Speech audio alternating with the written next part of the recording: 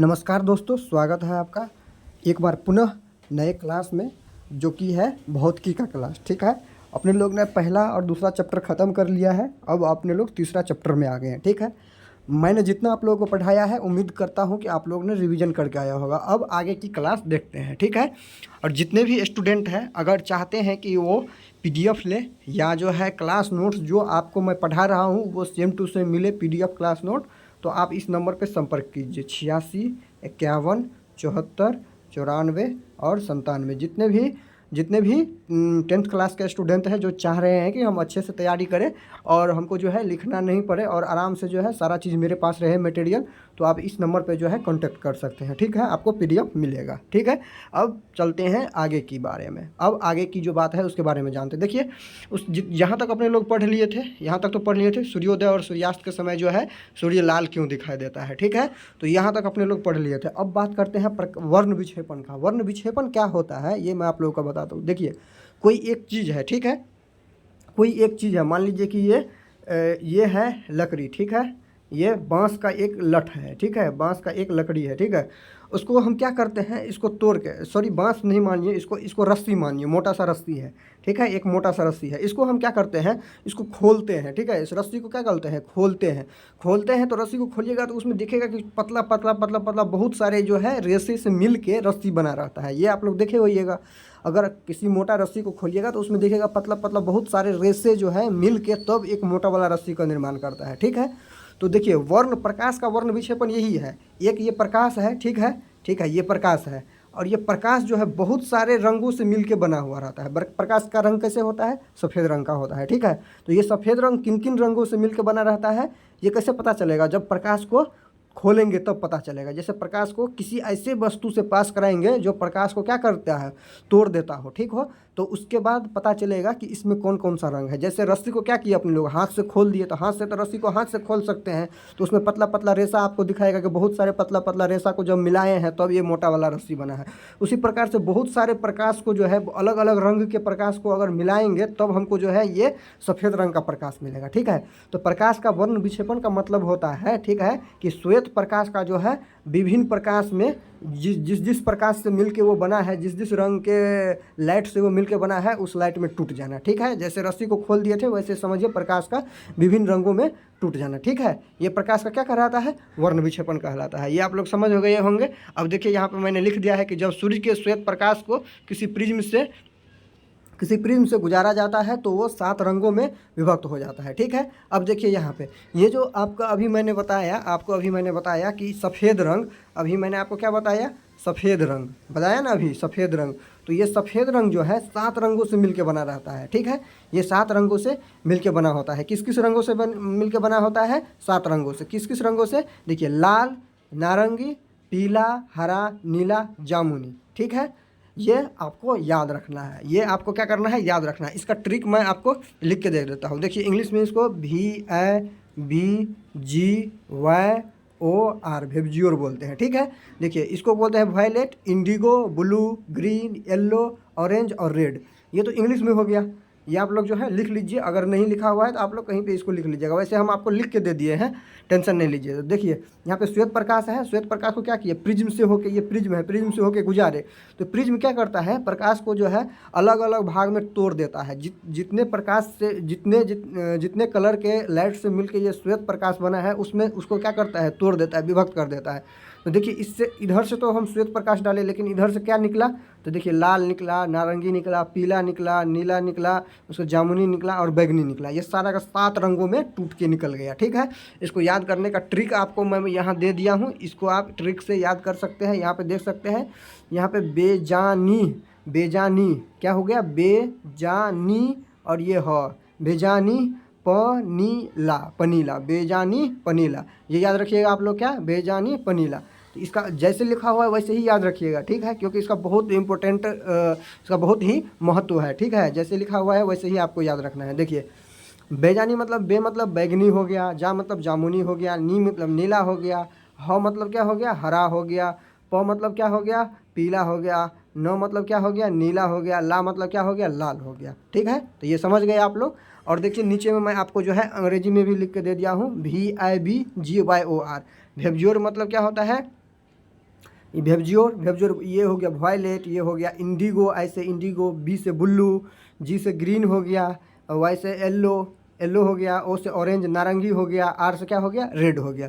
तो ये आप लोग समझ लिए, इसको याद रखिएगा। लेकिन जिस सीक्वेंस में ये लिखा हुआ है उसी सीक्वेंस में याद रखिएगा, क्योंकि इसका बहुत महत्वपूर्ण है, आगे आप लोगों को पता चलेगा, इसका बहुत इंपॉर्टेंस है। ठीक है, अब देखिए वर्णपट या स्पेक्ट्रम क्या होता है। देखिए वर्णपट स्पेक्ट्रम कुछ भी नहीं है। जैसे ये श्वेत प्रकाश को यहाँ पे आप देख सकते हैं, श्वेत प्रकाश को जैसे ही हम प्रिज्म से होकर डाले तो ये 7 रंगों में विभक्त हो गया। तो यही 7 रंगों की पट्टी जो होती है ना, उसी को क्या बोलते हैं, वर्णपट या स्पेक्ट्रम बोला जाता है। ठीक है, इसी को वर्णपट या स्पेक्ट्रम बोला जाता है। ठीक है, तो यहाँ पे मैंने ये भी आपको दे दिया है। देखिए एक टॉर्च है, ये टॉर्च का आगे में पर्दा लगा दिया, उसमें थोड़ा सा छेद कर दीजिए और वहाँ पे जो है टॉर्च जलाइए पीछे में, तो इस छेद से होकर जो प्रकाश की किरण, श्वेत प्रकाश की किरण इधर गई, तो इसको जाना था प्रिज्म। जो आपको पता है कि प्रिज्म क्या करती है, ये वायु है और ये क्या है, प्रिज्म है। तो इसका ये जो है विरल माध्यम हो गया या सघन माध्यम हो गया, तो क्या करेगा, ये अपवर्तित कर देगा प्रकाश को। अपवर्तित करने के बाद ये विभिन्न पार्ट में क्या करता है, प्रकाश को विभिन्न रंगों में ये तोड़ देता है। ठीक है, तो प्रकाश को जाना था इधर, लेकिन ये मुड़ के आ जाता है किधर, इधर। ये क्या होता है, अपवर्तित होकर आ जाता है। ठीक है, तो ये तो मैं आप लोगों को पढ़ा चुका हूँ पहले ही। अब देखिए कि प्रयोग के बारे में बोल रहा है कि उपरोक्त प्रयोग में प्राप्त स्पेक्ट्रम या रंगीन पट्टी में बैगनी रंग। देखिए अभी मैं यहाँ पे आपको यही बता रहा था। देखिए जैसे यहाँ पे मैंने अभी लिखा है आप लोगों को, यहाँ पे मैंने अभी आपको लिख के दिया है बैजानी पिनाला। यहाँ पे आप देखिएगा बैजानी पिनाला ये लिख के दिया है। इसका क्या इंपॉर्टेंस है, इसमें देखिए कि जब प्रिज्म से होके अगर आप श्वेत प्रकाश को गुजारिएगा ना, तो सबसे ज़्यादा जो मुड़ेगा प्रकाश, आप देख रहे हैं कि ऊपर में सबसे ऊपर में क्या है, लाल है, तो ये सबसे कम मुड़ा होगा। यहाँ पे देखिए अगर इसको बढ़ाएंगे तो ये एंगल हो जाएगा, होगा ना, ये कोई कोण बन जाएगा। तो देखिए सबसे कम कोण किसका है, लाल वाला का सबसे कम होगा। सबसे ज़्यादा किसका हो जाएगा, यहाँ पे देखिए सबसे कम किसका वाला हो जाएगा, यहाँ पे बैगनी है, तो ये सबसे नीचा में क्या है, बैगनी, तो बैगनी वाला का सबसे ज़्यादा कोण हो जाएगा।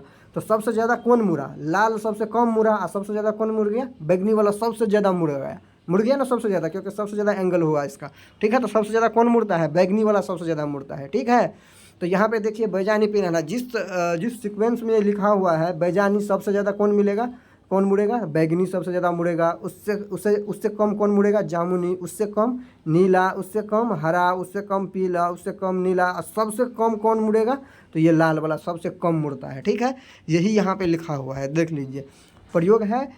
और यहाँ पे आप देख सकते हैं कि रंगीन पट्टी या बैगनी रंग के सबसे अधिक आधार की ओर मुड़ता है। यही मैंने आप लोगों को बताया कि सबसे ज़्यादा मुड़ता है, इसीलिए इसका विचलन अधिक होता है। तो जो सबसे ज़्यादा मुड़ेगा तो उसी का विचलन में सबसे ज़्यादा होगा। विचलन कहने का मतलब क्या हो गया कि सबसे ज़्यादा जो कोण है कोण बनाएगा। यही ये सबसे ज़्यादा कोण हो गया ना, किसका हो गया, ये बैगनी का हो गया सबसे ज़्यादा कोण। सबसे नीचे में कौन है, बैगनी है, तो बैगनी का सबसे ज़्यादा कोण हो गया। तो ये जो कोण का मान जो निकल के आता है उसी को विचलन बोलते हैं।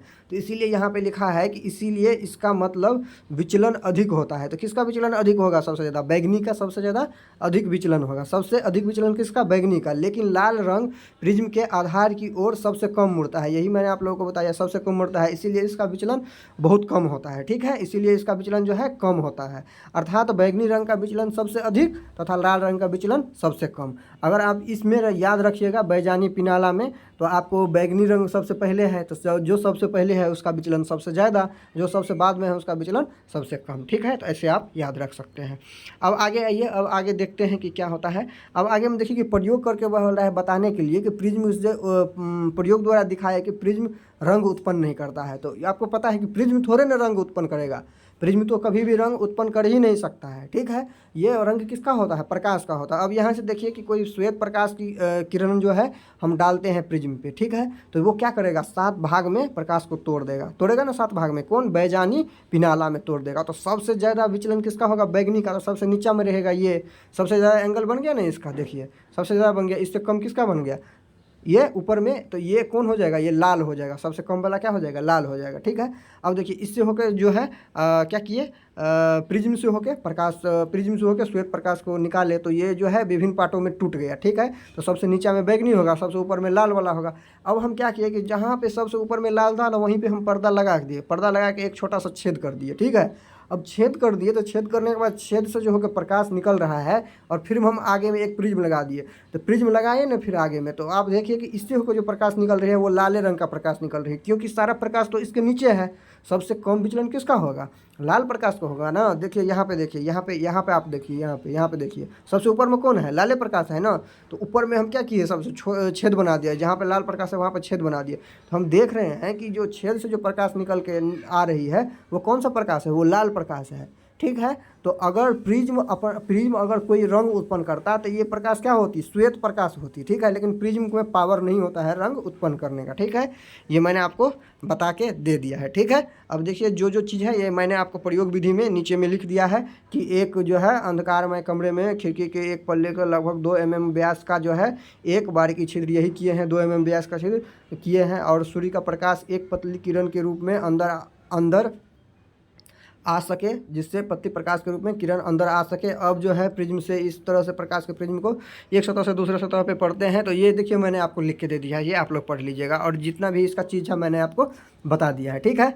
अच्छे से मैंने लिख के दे दिया है आपको, और जो समझने वाला था मैंने आपको बता दिया। अब फिर यहाँ पे देखिए, अब यहाँ पे देखिए कि अब बोलता है कि प्रयोग द्वारा दर्शाए कि श्वेत प्रकाश को जो है श्वेत प्रकाश के अवयवी रंगों को मिलने से पुनः श्वेत प्रकाश बनता है। अब देखिए कि ये 7 रंग में टूट गया था। श्वेत प्रकाश को जब प्रिज्म से होकर गुजारे थे तो ये क्या किया था? 7 रंग में टूट गया था। ठीक है। तो देखिए एक प्रिज्म आगे में लगाते हैं, एक प्रिज्म उसके पीछे में लगाते हैं। तो अब श्वेत प्रकाश को जैसे ही प्रिज्म से होकर गुजारेंगे तो ये 7 रंगों में टूट जाएगा। तो ले लीजिए कि 7 रंगों में टूट गया। ये लाल सबसे ऊपर होता है, बैगनी सबसे नीचा होता है। अब क्या किए कि लाल और बैगनी जैसे जैसे था ना, वहाँ पे हम उसके आधार पे क्या किए, उसके आधार पे इस तरह से प्रिज्म लगाए कि लाल और बैगनी दोनों जो है, और इसके बीच का जितना भी प्रकाश है, सिर्फ लाल और बैगनी नहीं है, यहाँ पे सब प्रकाश है, 7 रंग का है। तो सारे प्रकाश को जो है हम इस प्रिज्म पे क्या किए, इस प्रिज्म पे उतार लिए। ठीक है। इस प्रकार से लगाए कि 7 प्रकाश कहाँ पे गिर गया? इस प्रिज्म पे गिरा। देखिए यहाँ पे आप लोग समझिए, यहाँ पे समझिए कि ऐसे एक श्वेत प्रकाश हम डाले, इससे डाले, और ये इससे अपवर्तन के बाद क्या होगा? ये लाल हो जाएगा, ये बैगनी हो जाएगा। और यहाँ पे हम क्या किए, इसके रास्ता में एक और प्रिज्म लगा दिए। तो अब ये सारा का सारा प्रकाश जो है अपवर्तित होकर जो निकलेगा इसमें से, तो ये क्या हो जाएगा? फिर से श्वेत प्रकाश बन जाएगा। ठीक है। फिर से ये श्वेत प्रकाश बन जाएगा। इस प्रकार से इसका अपवर्तन होता है। ठीक है। तो यही मैंने आपको जो है यहाँ पे सारा चीज़ लिख के दे दिया है, किस प्रकार से किया जाएगा ये प्रयोग का विधि। यहाँ पे आप इसको जो है पढ़ सकते हैं, आराम से पढ़ लीजिए, क्योंकि आप लोगों को पढ़ना जरूरी है। और क्या क्या चीज़ होता है ये मैंने आपको बता दिया। देखिए प्रोसेस क्या है, प्रोसेस ये है कि श्वेत प्रकाश के कण को क्या करते हैं, प्रिज्म से होकर गुजारेंगे। प्रिज्म से होकर गुजारेंगे तो वो 7 पार्टों में टूट जाएगा, और 7 पार्टों में जब टूटेगा तो ये जो प्रकाश निकल रही है इसके आगे में हम क्या करेंगे, फिर से एक प्रिज्म लगा देंगे। और फिर से हम जो ये दूसरा वाला प्रिज्म लगाए तो जितना भी प्रकाश है वो सब मिल के क्या बन जाएगा, फिर से श्वेत प्रकाश बन जाएगा। देख रहे हैं यहाँ पे श्वेत प्रकाश बन गया है। ठीक है। तो ये हो गया बात। अब चलिए फिर आगे बढ़ते हैं। तो यहाँ पर आप देख सकते हैं, ये टॉर्च है। ठीक है। और यहाँ पे देखिए, यहाँ पे ये दिखाने का कोशिश किया गया है कि कोई भी चीज़ जो है अलग अलग रंगों का कैसे दिखता है। तो देखिए कोई भी चीज़ को अलग अलग रंगों का देखने के लिए, जैसे आप फूल देखिएगा तो फूल में जो लाल फूल है ऊपर में आपको लाल दिखेगा, इसका पत्ता हरा दिखेगा। ठीक है। कुछ पार्ट उसका काला दिखेगा। तो देखिए वो चीज़, वो लाल हरा काला कैसे दिखता है? तो जब किसी प्रकाश के स्रोत से प्रकाश निकलती है और जो ये वस्तु है, मान लीजिए ये फूल है, तो ये क्या किया, ऊपर में ये फूल जितना भी प्रकाश का कलर है ना, सबको वो अपने अंदर में सोख लिया। ठीक है। सबको सूख लिया, लेकिन लाल रंग का जो प्रकाश था ना उसको क्या किया, रिफ्लेक्ट कर दिया, उसी को नहीं सूखा। इसीलिए ये क्या रंग का दिखाई दिया, लाल रंग का दिखाई देने लगा। अब देखिए यहाँ पे पत्ती है, तो ये पत्ती क्या किया, जितना भी प्रकाश का 7 रंग का प्रकाश है तो 7 में से 6 को ये सोख लिया। ठीक है। लेकिन हरा रंग के प्रकाश को ये क्या किया, हरा रंग के प्रकाश को ये परावर्तित कर दिया। तो परावर्तित किया, जो रंग को प्रकाश को परावर्तित करेगा तो आँख को तो वही दिखाई देगा। तो इसीलिए ये हमको क्या दिखाई देता है, हरा दिखाई देता है। अगर काला रंग का प्रकाश अगर कहीं पे दिखाई दे रहा है तो आप समझिए कि जितना भी कलर है, बैजानी पिनाहला, वो सारे के सारे कलर को वो सोख लेता है। ठीक है। जब सारे कलर को सोख लेता है तो कोई वस्तु हमको कैसे दिखाई देने लगता है, काला दिखाई देने लगता है। इसीलिए बोला जाता है कि गर्मी के टाइम में आपको जो है वाइट जो है सफ़ेद कपड़ा पहनने से गर्मी कम लगती है, लेकिन काला कपड़ा अगर पहनिएगा तो गर्मी ज़्यादा लगता है। इसीलिए गर्मी ज़्यादा लगता है कि काला कपड़ा जो है प्रकाश की किरण को सोख लेता है अपने में। ठीक है। लेकिन सफ़ेद कपड़ा जो है प्रकाश की किरण को परावर्तित कर देता है। ठीक है, समझ गए। इसीलिए जो है काला कपड़ा गर्मी में नहीं पहनने के लिए बोला जाता है, क्योंकि प्रकाश की किरण को, सारे के सारे प्रकाश किरण को सोख लेती है। इसीलिए कोई कलर अगर काला दिख रहा है तो मतलब वो सारे प्रकाश की किरण को सोख लेता है। अगर कोई वस्तु अगर नीला दिख रहा है तो 6 प्रकाश की किरण को वो सोख लिया और केवल नीला को छोड़ दिया, इसीलिए आपको क्या दिख रहा है, नीला दिखाई दे रहा है। देखिए यही सारी बात इसमें लिखा हुआ है। तो विभिन्न आप देखिए यहाँ पे क्या है, विभिन्न रंगों का प्रकाश कांच में विभिन्न चाल से चलती है, अतः श्वेत प्रकाश के 7 अवयव अलग हो जाते हैं। ठीक है, ये बात आप जानते हैं, क्योंकि अलग अलग चाल से अगर चलेगा, आपको मैंने ये बताया ही है कि अगर प्रकाश का जो है अलग अलग चाल से चलेगा किसी माध्यम में तो उसका क्या हो जाएगा, अपवर्तन हो जाता है। ठीक है, इसी कारण से वो जो है 7 पार्टों में विभक्त होता है। देखिए ये जो प्रिज्म था, ये जितना भी बात मैं बोल रहा हूँ आप लोग जो है बहुत गौर से सुनिएगा, लिखना उखना कुछ भी नहीं है, सिर्फ सुनिए अभी। ठीक है, गौर से सुनिएगा और समझने का कोशिश कीजिएगा। ठीक है, देखिए अभी जो मैं आपको बता रहा था कि ये प्रकाश की किरण, श्वेत प्रकाश की किरण इधर मैं डालता हूँ तो इधर ये 7 पार्टों में जो है ये टूट जाता है, 7 पार्ट में टूट जाता है, 7 पार्ट में टूट जाता है नहीं, 7 पार्ट में ये टूट जाता है। तो सबसे ऊपर वाला कौन होता है, ये लाल होता है, रेड वाला होता है, और सबसे नीचे वाला क्या होता है, बैगनी होता है। ठीक है, ब्लू होता है, तो ये बैगनी हो गया। ठीक है, ये बैगनी हो गया। अब देखिए ये जितना भी प्रकाश है ना, बैजानी, पिनाला, तो ये सब का जो है चाल अलग अलग होता है। ठीक है, लेकिन ये श्वेत प्रकाश की चाल अलग होता है, ये बात आप जान लीजिए कि सबका चाल अलग अलग होता है। इस श्वेत प्रकाश की चाल क्या होती है, अलग होती है। इसी माध्यम में प्रिज्म में ही रेड कलर का जो प्रकाश होगा, लाल रंग का जो प्रकाश होगा उसकी चाल अलग होगी, और वही बैगनी कलर की जो प्रकाश होगी उसकी चाल क्या होगी, इस प्रिज्म में अलग होगी। सबका अलग अलग चाल होने के कारण इसमें क्या होता है, अपवर्तन हो जाता है। अपवर्तन होने के बाद ये है 7 रंग में टूट के जाता है। ठीक है, इसीलिए हमको ये 7 रंग दिखाई देता है यहाँ पे। ठीक है, समझ गए आप लोग।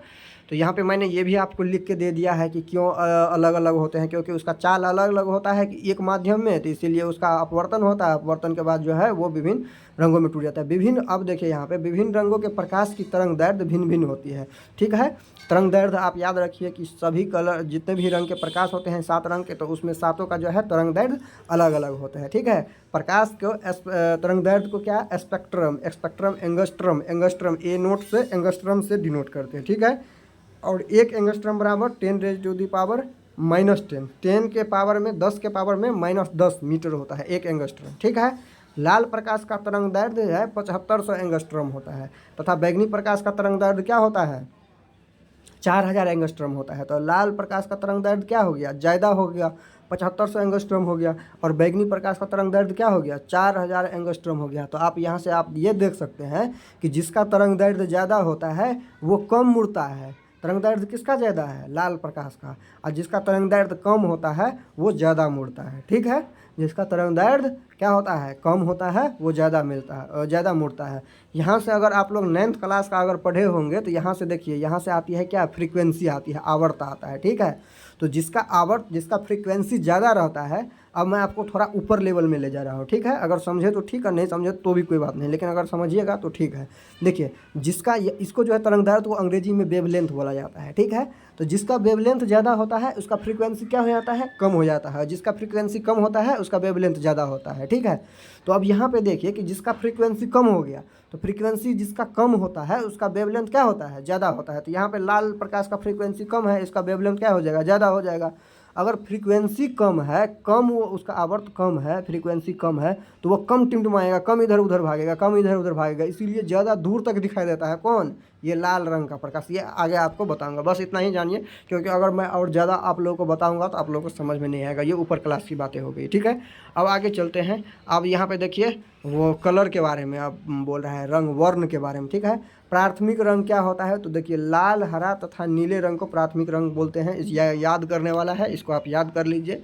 ठीक है, इसको सीधे आप याद कर लीजिए। द्वितीयक रंग किसको बोलते हैं, तो देखिए द्वितीय रंग वही हो गया जो प्राथमिक, किन्हीं 2 प्राथमिक रंगों को मिलाने से जो रंग बनता है उसको द्वितीयक रंग बोलते हैं। ठीक है, जिसमें स्थान एवं पीला है। ठीक है, स्थान एवं पीला है। और संपूरक रंग क्या होता है, तो देखिए किन्हीं 2 द्वितीयक रंग को मिलाने से, किन्हीं 2 रंगों को मिलाने से अगर सफ़ेद रंग बनता है, जिन 2 रंगों को मिलाने से, मान लीजिए किसी भी 2 रंग को मिलाए और उससे क्या हो गया, सफ़ेद रंग बन गया, तो उसको क्या बोलते हैं, संपूरक रंग बोलते हैं। ठीक है, कॉम्प्लीमेंट्री उसको अंग्रेजी में बोला जाता है। ये फिगर आप ज़रूर याद रखिएगा, अगर आपको बोला जाएगा बनाने के लिए एग्ज़ाम में तो ये बना दीजिएगा। ठीक है, तो ये फिगर आप ज़रूर याद रखिएगा। देखिए इसमें 7 कलर यहाँ पर मैंने आपको लिख दिया है। ये आपको यहाँ पर प्राथमिक रंग है, प्राथमिक रंग तीनों कोने पे मैं डाल दिया हूँ। यहाँ पे आप देख सकते हैं कि ग्रीन, ब्लू और रेड, यही ना प्राथमिक था, प्राथमिक रंग। अब देखिए यहाँ पे ये पीला है, ये मैगेटा है, ये स्थान है, कैसे कैसे मिलकर बन रहा है, सब यहाँ मैंने आपको लिख दिया है। ये आप याद रखिएगा। चलिए, ये समझाने वाला नहीं है, ये आप याद रखिएगा। अब देखिए यहाँ पे दृष्टि निर्भरता, देखिए हाँ ये याद रखना, ये मैं आपको समझाऊंगा, ठीक है। जहाँ पे भी समझाने वाला बात है मैं आपको जो है इसको पूरा डिटेल्स में घुस घुस के समझाऊंगा, ठीक है। और जो याद करने वाला है उसको तो याद करना ही पड़ेगा। देखिए अब क्या है दृष्टि निर्बंधता क्या होता है, ये देखिए हम क्या किए, ये प्लेट लिए एक, ठीक है, ये सेंटर है, इसको हम क्या किए कि 7 भागों में बांट दिए, 1 2 3 4 5 6 और ये 7, 1 2 3 4 5 6 7 8 हो गया। तो एक को क्या करते हैं, एक को मिटा देते हैं, सीधा बात है, एक को मिटा दिए। अब देखिए 1 2 3 4 5 6 7, 7 हो गया। अब ठीक है, अब देखिए अब क्या करते हैं कि ये जो 7 पार्ट है ना, 7 पार्ट है, ये जो 7 पार्ट है, इस सातों पार्ट में जो है, सातों पार्ट में अलग अलग रंग डाल दिए, 3 4 5 6 और 7। ये भेबजियोर जो अभी पढ़े अपने लोग, 7 रंग 7 कलर का जो अभी प्रकाश पढ़े, 7 रंग का प्रकाश, ये सातों रंग का प्रकाश जो है किसी किसी में भी डाल देते हैं, बी डाल देते हैं, ग्रीन ब्लू येलो सब में डाल देते हैं, अलग अलग सातों रंग का। और इसको क्या करते हैं, जोर से घुमाते हैं, इस चक्की को क्या करते हैं, जोर से घुमाते हैं। जैसे ही इसको आप अगर जोर से घुमाइएगा ना, तो ये सातों कलर का प्रकाश जो है ना मिक्स हो जा, जैसे लगेगा आँख को कि मिक्स हो गया, ठीक है। और आँख को जैसे ही ये सातों कलर का प्रकाश मिक्स लगता हुआ दिखाई देगा, तो ये कैसे हो जाएगा, ये अपना कलर पूरा चेंज करके ये पूरा जो ये पट्टी है, ये गोल कलर का जो आपका ये दिख रहा है चक्की, ये उजला रंग का दिखाई देने लगेगा, श्वेत रंग का दिखाई देने लगेगा, ठीक है। क्योंकि श्वेत रंग में सातों प्रकाश समाहित होते हैं। तो इसको जोर से अगर घुमाइएगा तो ये जो आपका चक्की है ये कैसे दिखने लगेगा, ये आपको श्वेत दिखने लगेगा। तो यही है दृष्टि निर्बंधता, यही है मैंने यहाँ पे जो है आपको लिख के दे दिया है। डिस्क उसी को बोलते हैं, ये चक्की हो गया, इसको आप डिस्क बोल सकते हैं, ठीक है। तो मैंने आपको चक्की बोल दिया और ये मैंने यहाँ पे लिख के दे दिया है, इसको पढ़िएगा तो ये मैंने आपको समझा दिया है। देखिए किसी वस्तु का प्रतिबिंब, ये याद रखिएगा, किसी वस्तु का प्रतिबिंब, जैसे हम यहाँ पे आँख है, ठीक है, यहाँ पे आँख है, देख लीजिए, ये अच्छा बात है, यहाँ पे आँख है, ये आँख है, और ये आँख जो है, ये आँख जो है किसी वस्तु को यहाँ पे देख रहा है, ठीक है, देख रहा है, तो इसका प्रतिबिंब आँख में बनता है। कहाँ पे बनता है, अभी मैंने आपको पढ़ाया है कुछ दिन पहले, नेक्स्ट इस प्रीवियस लेक्चर में मैंने आपको पढ़ाया था कि रेटिना पे कोई वस्तु का क्या बनता है, प्रतिबिंब बनता है। तो इस वस्तु का प्रतिबिंब कहाँ बनेगा, रेटिना पे बनेगा। अब हम क्या करते हैं, इस वस्तु को, ये आँख देख रही थी, हम इस वस्तु को हटा लेते हैं, ठीक है। हटाने के बाद क्या होता है कि सेकेंड का 10वां भाग तक, सेकेंड का 1 सेकेंड होता है ना, 1 सेकेंड का 10वां भाग, 1 सेकेंड को अगर 10 से भाग दीजिएगा तो जो निकलेगा वह उतना टाइम तक जो है प्रकाश यहाँ जो है आँख के रेटिना पे इस वस्तु का इमेज रहता है, ठीक है। कितना भाग तक रहता है, अगर इस वस्तु को हटा लेंगे तो सेकेंड के 10वां भाग तक जो है रेटिना पर इस वस्तु का प्रतिबिंब बना रहेगा। यही यहाँ पे लिखा हुआ है नोट में, देख रहे हैं यहाँ पे यही लिखा हुआ है नोट में। इसको आपको मैंने लिख के दे दिया, जो जो इम्पोर्टेंट है वो सारा चीज़ मैंने आपको लिख के दे दिया। आप देखिए प्रकाश का प्रकीर्णन क्या होता है। एक अभी लोग क्या पढ़े थे अपने लोग, वर्ण विक्षेपण पढ़े थे, प्रकाश टूट जा रहा था अलग अलग पार्टों में। अब यहाँ पे प्रकीर्णन आ गया है। देखिए इसको छोड़िए, अभी अभी समझ लीजिए, ठीक है। देखिए ये गिलास है, ठीक है, ये गिलास है और इसमें क्या है, पानी भरा हुआ है, ठीक है, इसमें पानी भरा हुआ है, गिलास में पानी भरा हुआ है। और पानी में आप जानते हैं कि अगर हम यहाँ पे सफ़ेद मतलब साफ़ पानी लेंगे, क्लियर पानी लेंगे, प्योर पानी, तो उसमें कुछ भी नहीं मिला रहेगा। लेकिन वही नाला वाला पानी लेंगे तो उसमें बहुत सारे गंदगी मिला हुआ रहता है, उसमें कोलाइडल कण रहता है, बहुत छोटा छोटा कण रहता है, मतलब बालू हो गया, ये हो गया, और क्या कहते हैं डेब्रिस हो गया, तो ये सब इसमें क्या रहता है, मिला हुआ रहता है नाले वाले पानी में, ठीक है। तो वो नाले वाला पानी हाँ यहाँ पर ले लिए इस गिलास में, ठीक है। अब एक टॉर्च जलाएंगे, ठीक, एक टॉर्च जलाएंगे। टॉर्च जलाइएगा ना, अगर यहाँ पे अगर सीधा अगर यहाँ पे टॉर्च जलाइएगा तो आप देखिएगा कि इस साइड सब में जो है प्रकाश जो है छितर रही है। देखिएगा इस साइड सब में प्रकाश छितर रही है। ये छितरती जो है प्रकाश, आप देखिएगा, ये प्रैक्टिकल करके देखिएगा, ठीक है। जैसे ही टॉर्च दिखाइएगा तो देखिएगा अगल बगल में प्रकाश जो है छितर रही है। छितरती जो है प्रकाश, ये क्यों छितरती है, ठीक है। तो इसमें जो छोटा छोटा ये कण सब जो था, ये गंदा सब जो था, ये क्या करता है, प्रकाश को जो है ना, प्रकाश को जो है विक्षेपित कर देता है, ठीक है। प्रकाश को फैला देती है, विक्षेपित करता है, विभिन्न दिशाओं में इसको जो है फैला देती है, ठीक है। उसी को प्रकाश का क्या कहते हैं, प्रकीर्णन कहते हैं। समझ गए आप लोग। अब देखिए यहाँ पे हम क्या डाले, टॉर्च डाले, यहाँ पे हम क्या लिए, ये गिलास है और गिलास में गंदा वाला पानी है, गंदा वाला पानी में बहुत सारी गंदगी मिला हुआ है, तब ऐसे हुआ, ठीक है। अब देखिए बहुत बड़े पैमाने पे आपको दिखाते हैं कि ये सूर्य है, सूर्य से प्रकाश की किरण आ रही है। अपने वायुमंडल में आपको पता है कि बहुत सारे धूल कण रहते हैं, ठीक है, ये तो पता ही है आपको। और नहीं पता है तो आप जान लीजिए, वायुमंडल में जो है बहुत सारे छोटे दिखाई नहीं देता है, लेकिन आपके घर में सुबह के टाइम में देखिएगा, आप सुबह या शाम कभी भी शाम के टाइम में नहीं, सुबह या दोपहर के टाइम में देखिएगा, कहीं आपके घर में अगर छोटा सा छेद रहे खिड़की उड़की में, तो वहाँ पर देखिए उससे होकर अगर प्रकाश की किरण आ रही होगी तो उस किरण को आप देखिएगा तो उसके अगल बगल आपको बहुत सारे धूल कण उड़ते हुए दिखाई देंगे। तो ये ऐसा ही होता है कि वायुमंडल में बहुत सारे धूल कण और बहुत सारे गैस मिले हुए हैं, ठीक है। तो वो क्या हो गया, एक तरह से वो क्या हो गया, डेब्रिस हो गया, ठीक है। एक तरह से वो क्या हो गया, गंदगी हो गया। एक तरह से वो क्या हो गया, वो पॉल्यूटेंट हो गया, पॉल्यूट कर रहा है, ठीक है। जैसे पानी में बहुत सारे धूल कण जो मिला हुआ था, जैसे बालू हो गया, मिट्टी हो गया, उसके बाद जो है पत्तियाँ वत्तियाँ सर वर के गल वल के मिला रहता है, उसी प्रकार से वायुमंडल में ये धूल कण और ये गैस क्या हो गया, एक तरह से उसको पल्यूट कर रहा है, एक तरह से इसको गंदा कर रहा है, ठीक है। तो ये गंदगी एक तरह से है, ठीक है। ये धूल कण जो है ये आदमी के लिए और ये जो है इंसान और जानवर सब के लिए जो है ये हानिकारक भी होता है, लेकिन ये हमको नंगे आँख से नहीं दिखाई देता है, ठीक है। तो अब देखिए क्या होता है, प्रकाश के स्रोत से जब प्रकाश की किरणें को विभिन्न दिशाओं में छितराने या फैलाने को प्रकाश का प्रकीर्णन कहता है। ये समझ गए आप लोग। अब चलिए आगे बढ़ते हैं। अब देखते हैं कि यहाँ पे देखिए डेंटल प्रभाव क्या होता है। किसी कोलाइडी विलयन में निलंबन कणों को, अभी मैंने जो अभी आपको गिलास वाला एग्जांपल दिया था कि ये गिलास है, गिलास में जो है बहुत सारे जो है गंदगी मिला हुआ है, गंदा वाला पानी है, यहाँ से प्रकाश की किरण आ रहा है, तो वही ये जो बहुत सारे ये कण मिले हुए हैं, धूल मिट्टी, ये बालू वालू सड़े गले पदार्थ, उसी को क्या कहते हैं, निलंबन कण बोलते हैं, ठीक है। अब कोलाइडी विलयन उसको बोलते हैं जो पानी में जो है ना लटका हुआ है, ठीक है। जैसे पानी में बहुत जैसे भारी चीज़ डालिएगा पानी में, जैसे पत्थर डालिएगा तो वो क्या करेगा, नीचे आके बैठ जाएगा, वो थोड़ी ना इसमें घुला हुआ रहेगा। इसमें कौन घुला हुआ रहता है, जो हल्का रहता है, ठीक है, वो चीज़ इसमें घुला हुआ रहता है, तो उसी को क्या बोलते हैं, कोलाइडी बोलते हैं। प्रकीर्णन को टिंडल प्रभाव कहते हैं, प्रकाशीय प्रकीर्णन को टिंडल प्रभाव कहते हैं। किसके द्वारा, ये छोटे छोटे कण और ये गंदगी के द्वारा जो प्रकाश का प्रकीर्णन होता है, प्रकाश को छितराता है, उसको क्या बोलते हैं, टिंडल प्रभाव बोलते हैं। समझ गए। तो प्रकाश का प्रकीर्णन आप समझ गए। प्रकाश का प्रकीर्णन क्या है, जब प्रकाश की किरणों को विभिन्न दिशाओं में छितरा जाती है तो उसको क्या बोलते हैं, प्रकाश का प्रकीर्णन बोलते हैं। टिंडल प्रभाव किसको बोलते हैं, जब पानी में जो है बहुत सारी गंदगी मिला हुआ रहता है और वो प्रकाश की किरणों को क्या करती है, छितरा देती है, तो उसको टिंडल प्रभाव बोलते हैं। अब देखिए ये इंद्रधनुष कैसे बनता है, इसके बारे में थोड़ा जान लेते हैं, ठीक है। इंद्रधनुष कैसे बनता है इसके बारे में, तो वर्षा होने के बाद जब सूर्य चमकता है तो आकाश में अर्धवृत्ताकार रंगीन दिखाई पड़ता है। इस अर्धवृत्ताकार रंगीन पट्टी दिखाई पड़ती है, इस अर्धवृत्ताकार रंगीन पट्टी को इंद्रधनुष कहते हैं। वर्षा की बूंद प्रिज्म की तरह काम करता है, ठीक है। देखिए अब वर्षा की बूंद क्या करती है, प्रिज्म की तरह। अब समझने का बात है यहाँ पे, इंद्रधनुष कैसे दिखाई देता है, उसमें 7 कलर होता है ना, 7 कलर। ये 7 कलर कब दिखाई देता है, जब प्रकाश की किरण श्वेत किरण को जो है विभिन्न पार्टों में तोड़ देंगे, विभिन्न पार्टों में अगर तोड़ देंगे तभी ना ये 7 कलर का ये इंद्रधनुष दिखाई देगा। तो ये इंद्रधनुष कैसे होता है, जैसे प्रिज्म से डालते थे श्वेत प्रकाश की किरण, और उसके प्रिज्म से बाहर जब निकलती थी तो वो क्या हो जाता था, 7 कणों में टूट जाता था।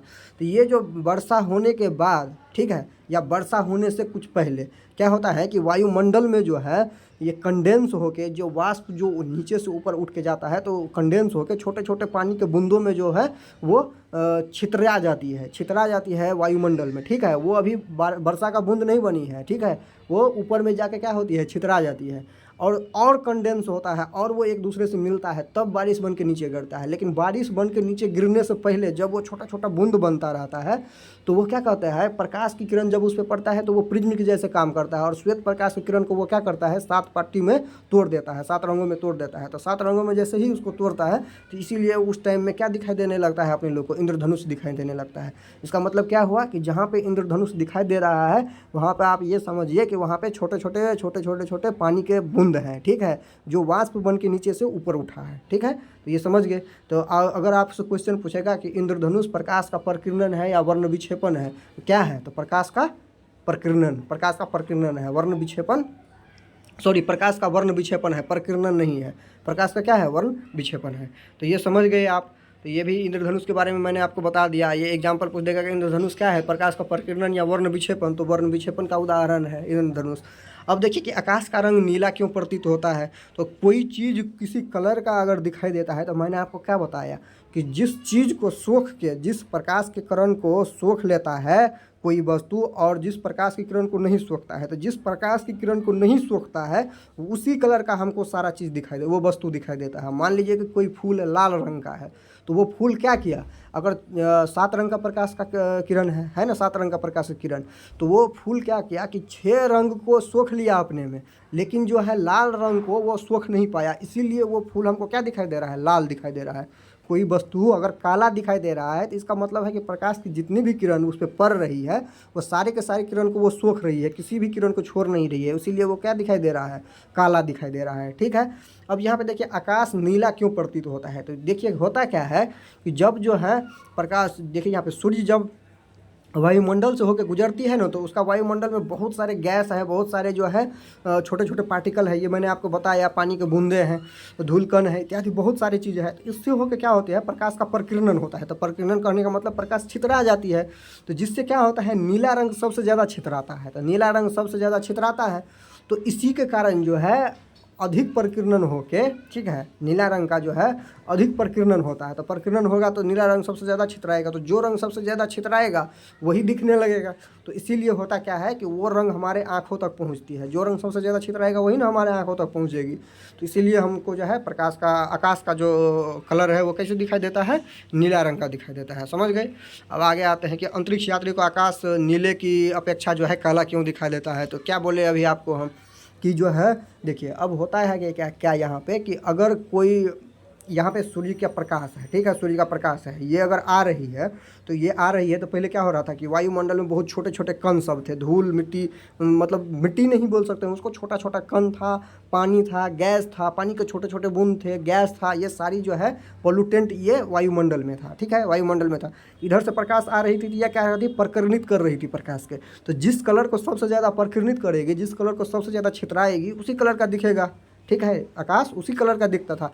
लेकिन अंतरिक्ष में क्या होता है, वहाँ पे ये सारी चीज़ नहीं होती है। ये धूल मिट्टी जो है, ये धूल हो गया, ये विभिन्न तरह के गैसेस हो गए, उसके बाद ये पानी के छोटे छोटे बूंदे हो गए, ये अंतरिक्ष में नहीं होते हैं। जिसके कारण क्या होता है कि वहाँ प्रकाश का प्रकीर्णन ही नहीं हो पाता है। कोई प्रकाश को ऑब्जर्व करके रिफ्लेक्ट करेगा तभी ना हमारे आँख वो कलर को देखेगा, तो वहाँ पे कोई रिफ्लेक्ट ही नहीं करता है प्रकाश को। जिसके कारण क्या होता है, अंतरिक्ष हो गया, आपका चंद्रमा हो गया, इस सब पे जो है आकाश को, इस सब पर से जो अंतरिक्ष से और चंद्रमा पर से अगर आकाश को देखिएगा तो आपको काला दिखाई देता है। ठीक है, वहाँ पे वायुमंडल नहीं होने के कारण, वायुमंडल रहेगा तभी ये छोटे छोटे कण पार्टिकल सब रहेंगे तो प्रकाश को प्रकीर्णित करेगा, लेकिन वहाँ पे वायुमंडल है ही नहीं। तो इसीलिए जो है ये धूल कण, पानी के बूंद और जो ये है विभिन्न तरह के गैसेस जो है वहाँ पे नहीं रहते हैं, जिसके कारण प्रकाश प्रकीर्णित नहीं होता है। प्रकीर्णित नहीं होता है तो वो कैसे दिखाई देता है, काले रंग का दिखाई देता है। यही मैंने आपको जो है यहाँ पे लिख के दे दिया है, इसको आप पढ़ लीजिए। ठीक है, अब देखिए समझाने वाला जो है उसको समझाएंगे। ठीक है, आप लोग अच्छा से देखिए। अब देखिए, मैंने आपको बताया था कि रेलवे के सिग्नल में जो है लाल रंग ही क्यों यूज किया जाता है। ठीक है, लाल रंग का ही उपयोग क्यों किया जाता है। तो देखिए, रेलवे के सिग्नल को लाल रंग का प्रकाश प्रयोग किया जाता है क्योंकि लाल रंग कोहरे एवं धुएँ में सबसे कम प्रकीर्णित होती है। क्या होती है, सबसे कम प्रकीर्णित होता है। जैसे उसको छितराने का जो पावर होता है वो बहुत कम होता है। ठीक है, अगर लाल रंग अगर सिग्नल में लगाते हैं, अगर कोहरा हो गया, विभिन्न तरह का गैसेस हो गया, पानी का बूंदे हो गया, तो लाल रंग को छितराना बहुत मुश्किल होता है। ठीक है, उसका प्रकीर्णन नहीं हो पाता है जल्दी। ठीक है, तो इसीलिए जो है क्या, लाल रंग को जो है रेलवे के सिग्नल में यूज करते हैं। ठीक है, अब देखिए तेज प्रकाश से कम प्रकाश में आने पर, देखिए ये मैं आपको बता रहा हूँ, ये पहले ही आपको मैंने बता दिया था एक्चुअली, कि अगर देखिए अभी आप कमरे में हैं, ठीक है, किसी कमरे में बंद है, वहाँ पे प्रकाश क्या है, कम है। आप क्या करते हैं, बाहर निकलते हैं तो वहाँ पे सूर्य है, तो वहाँ पे प्रकाश क्या है, ज़्यादा है। तो अब क्या कीजिएगा कि आप अगर बाहर में हैं, तो बाहर में है तो सूर्य का प्रकाश ज़्यादा है, तो आँख की जो पुतली होती है, मैंने आपको बताया है कि पुतली का कम और ज़्यादा होना क्या होता है, जब प्रकाश ज़्यादा रहता है तो पुतली का साइज क्या होता है, छोटा हो जाता है, पुतली का आकार छोटा हो जाता है, जिससे कम मात्रा में जो है प्रकाश आँख के अंदर जा पाए। अगर प्रकाश ज़्यादा है तो पुतली का साइज क्या होगा, छोटा हो जाएगा। अगर प्रकाश कम है तो पुतली का साइज क्या हो जाएगा, बड़ा हो जाएगा। इसीलिए आप देखते होइएगा कि अगर आप बाहर में रहते हैं और बाहर से अगर अचानक अगर आप अंधेरे वाले कमरे में जाते हैं, थोड़ा कम प्रकाश वाले कमरे में अगर जाते हैं, जहाँ पे प्रकाश थोड़ा कम है, उसमें घुसते हैं, तो आपको कुछ देर के लिए सब कुछ अंधेरा अंधेरा दिखाई देने लगता रहता है। ठीक है, वहाँ पे आपको लगता है कि सब कुछ अंधेरा अंधेरा हल्के कुछ टाइम के लिए दिखाई देने लगता है। ठीक है, और फिर उसके बाद ठीक हो जाता है। तो क्यों ठीक हो जाता है, वो जो पुतली है वो छोटा है अभी। ठीक है, जैसे ही आप बाहर से अंदर आए किसी कमरे में, तो वो पुतली का आकार क्या रहता है, छोटा रहता है। लेकिन कमरे में तो कम प्रकाश है, तो वो पुतली के आकार को बड़ा होने में तो कुछ टाइम लगेगा। तो जब तक पुतली का आकार बड़ा होता है ना, तब तक आपको जो है ये सारी चीज़ थोड़ा थोड़ा अंधेरा अंधेरा दिखाई देने लगता है, क्योंकि पुतली अंदर में जो है प्रकाश कम है, तो पुतली का आकार ज़्यादा होगा तभी अंदर में ज़्यादा प्रकाश जा पाएगा। तो ये बात है यहाँ पे, ठीक है। तो यही है, मैंने आपको यहाँ पे लिख के दे दिया है कि तीव्र प्रकाश में आँख की पुतली सिकुड़ कर छोटी हो जाती है और कम प्रकाश में पुतली फैल कर बड़ी हो जाती है। कम प्रकाश वाले कमरे में वस्तु को देखने के लिए आँख की पुतली का अधिक खुला होना आवश्यक होता है, अतः पुतली के सिकुड़ने और फैलने की कुछ समय लगता है, जिसे वस्तु देखने के लिए, ठीक है, कुछ समय लग जाता है, इसीलिए कुछ टाइम तक अंधेरे लगता रहता है, ठीक है। तो ये आप लोग समझ गए होंगे। ये सारी चीज़ मैंने आप लोगों को जो है पूरा डिटेल्स में ये मैंने आपको ख़त्म कर दिया है, ठीक है। अगर कोई भी स्टूडेंट है जिनको ये PDF चाहिए जो मैंने क्लास नोट्स पढ़ाया है, तो आप 86 51 74 94 और 97 इस नंबर पे आप संपर्क करके जो है आप क्लास PDF नोट ले सकते हैं, ठीक है। अब मिलते हैं फिर से नए चैप्टर में, फिर से नई, और पूरे इसका जो है ऑपरेशन कर देंगे, ठीक है। फिजिक्स जो अभी पढ़ रहे हैं अपने लोग, पूरे उसका ऑपरेशन कर देंगे, फिर जो है नया चैप्टर लेके आएंगे, ठीक है। मिलते हैं नए चैप्टर में। ये क्लास थोड़ा ज़्यादा हो गया पर कोई नहीं, चलेगा, आधा घंटा से ऊपर का हो गया, ठीक है। ठीक है दोस्तों, थैंक यू।